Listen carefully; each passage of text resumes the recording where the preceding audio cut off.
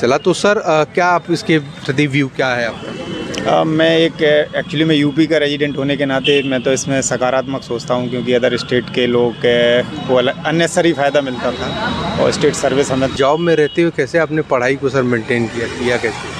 निकाल लिया समय। अगर मुझे जब मैंने सोचा कि मुझे करना है, सिविल सर्विस की तैयारी करना है, तो फिर मैंने अपना देखा कि इतने घंटे मुझे काम करना है। इसके बाद नमस्कार दोस्तों, यूपीपीएससी डेली न्यूज़ में आप सभी लोग का स्वागत है। दोस्तों पीसीएस 2022 का साक्षात्कार चल रहा है, कैंडिडेट बाहर निकल के आए। आइए जानते हैं कैसा रहा इनका इंटरव्यू, क्या है ऑप्शनल, क्या है माध्यम, वो सारी चीज़ें जो आप सभी लोग जानना चाहते हैं। सर आपका शुभ नाम क्या है? मेरा नाम सत्येंद्र कुमार। और सर आपका होम टाउन? झांसी। सर आपका माध्यम? हिंदी। और आपका जो ऑप्शनल है? PSI है। और सर आपका ये कौन सा मेंस और कौन सा इंटरव्यू रहा? हमारा 5वां मेंस है और 4th इंटरव्यू। 4th interview. अच्छा सर अंदर जो बोर्ड थे वो कौन थे? डॉक्टर सविता अग्रवाल में कितना देर इंटरव्यू चला? 20 to 25 मिनट्स। 25 मिनट्स के आसपास चला। सर आज आपको पता चला होगा कि ऑप्शनल हट चुका है उत्तर प्रदेश लोक सेवा आयोग से, तो आप 2 दिन पहले से ही पता चला। तो सर क्या आप इसके प्रति व्यू क्या है आपका? मैं एक्चुअली मैं यूपी का रेजिडेंट होने के नाते मैं तो इसमें सकारात्मक सोचता हूँ, क्योंकि अदर स्टेट के लोग को अननेसेसरी फ़ायदा मिलता था और स्टेट सर्विस हमें तो लगता है कि स्टेट के लोग ज़्यादा सेलेक्ट हों तो सही रहेगा, उसको फ़ायदा होगा। स्टेट के जो भी एस्पिरेंट्स हैं उनको फ़ायदा होगा। सर इसके पहले कहीं आप पोस्टेड? हाँ, मैं बैंक ऑफ इंडिया में सीनियर मैनेजर। अच्छा, बैंक ऑफ इंडिया में। सर जानना चाहेंगे आपके ऑप्शनल को लेकर के क्या प्रश्न आपसे पूछे गए सर?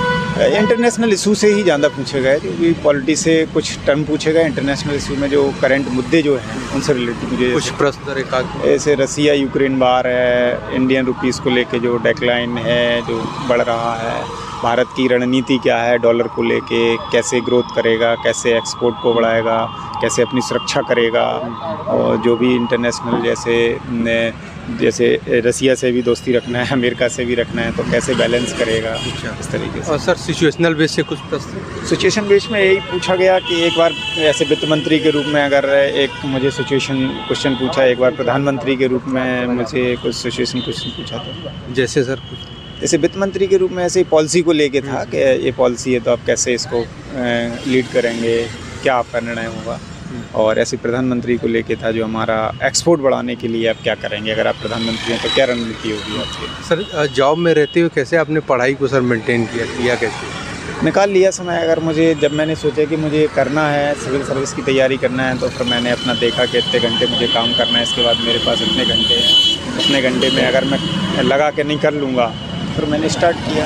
और सर तैयारी करने के लिए मन में ये तो आपके आया होगा, क्योंकि आपको फिर नोट्स वगैरह अपने सीमित करने पड़े होंगे कम समय में, क्योंकि जॉब में ही है तो उस सीमित नोट्स में क्या क्या आप अपने आप को देते थे, और करंट के लिए कौन सी बुक आपने पढ़ी थी?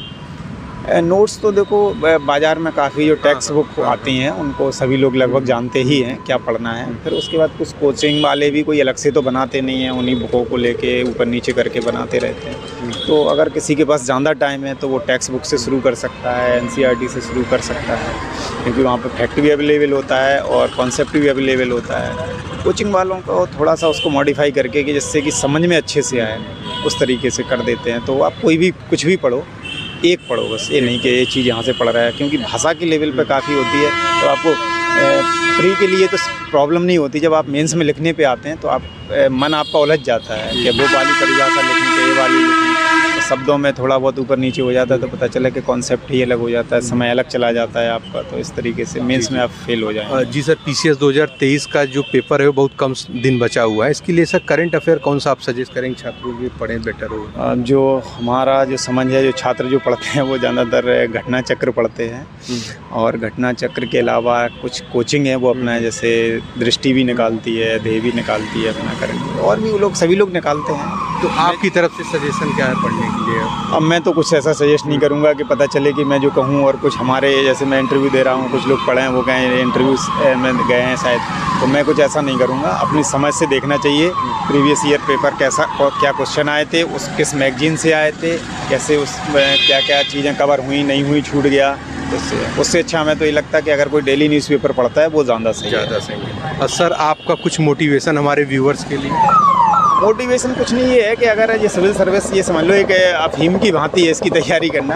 अगर आपके पास क्षमता है और समय है तो ही करना चाहिए, अदरवाइज़ कई ऐसे बैकग्राउंड के लोग होते हैं फालतू में फंस जाते हैं। तो उन सब चीज़ों से रहना चाहिए। उससे अच्छा है कि पहले कोई नौकरी प्राप्त कर लें, फिर उसके बाद ये स्टार्ट करें, क्योंकि ये एक लंबी जर्नी है। कहने में तो कुछ लोगों का नो डाउट जल्दी सिलेक्शन हो जाता है, वो होते हैं कुछ अच्छी क्लास से होते हैं, उनके फैमिली बैकग्राउंड अच्छा होता है, लेकिन कुछ गरीब भी होते हैं, पैसे से भी उतने सक्षम नहीं होते हैं, सामाजिक रूप से भी उनका एजुकेशनल में इतना गैप होता है कि कुछ लोग उनसे 8-8, 10-10 साल आगे चल रहे होते हैं। तो उस तरीके के लोगों को तो मैं कहूँगा कि पहले कुछ अपना रोज़गार का प्रबंध कर लें, फिर उसके बाद तैयारी शुरू करें। जी सर, बहुत बहुत धन्यवाद सर, आपने इतना कीमती समय दिया। इस बार आपका चयन किसी बड़े पद पे हो सर। बिल्कुल बिल्कुल।